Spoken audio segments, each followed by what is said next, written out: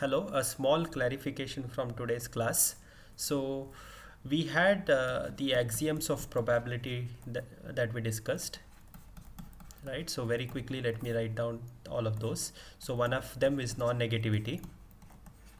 The second one, what we did was we said P of omega equal to 1. And then third one, we had countable additivity, right? So what we did there is that suppose you have events E1, E2, E3, all these events such that they are mutually exclusive. Okay. What does that mean? That means they are mutually disjoint, which means EI intersection EJ is empty. And then what we said P of union I equal to 1 to infinity of EI is actually equal to summation P of EI I equal to 1 to infinity. Now the question that we dealt with in the class is that we wanted to say that finite additivity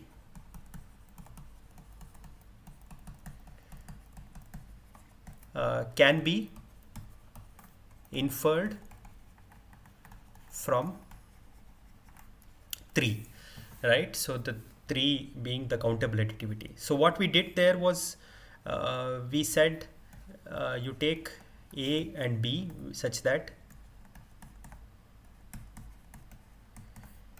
A intersection B is empty. So what we wanted to show is that P of A union B is P of A plus B. So this is what we want to prove.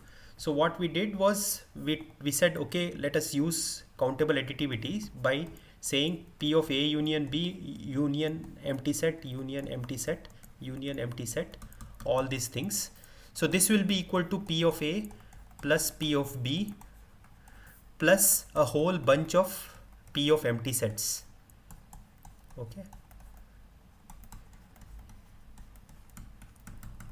And the left hand side is P of A union B, and the right hand side we said it's equal to P of A plus P of B.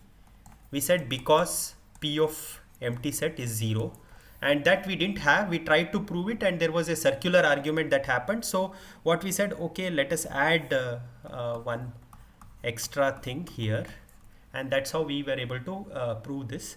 But there is a simple way to do this. What you can do is that you can take basically a set which is empty set intersection empty set, sorry, empty set union empty set union empty set union empty set, all these infinite ones of these. So what you get, P of empty set union empty set union empty set and so on the left hand side. This is equal to P of phi plus P of phi. So this is now still we are using this countable additivity of 3, right? So you can have all bunch of this. So the left hand side is nothing but empty set, and now the right hand side is P of empty set plus P of empty set and so on. Now when is something like this true? If you have an equation like this, what do you infer, right? This only is possible when P of empty set is equal to 0. So now essentially why this clarification, what I wanted to say is sometimes these axioms can have more statements than what is strictly necessary. So for example, whatever we wrote in blue is technically not necessary. These 3 are enough to derive whatever we wanted to say, but I added that doesn't really change anything. You can have some kind of redundancy in these axioms, so that doesn't change anything much.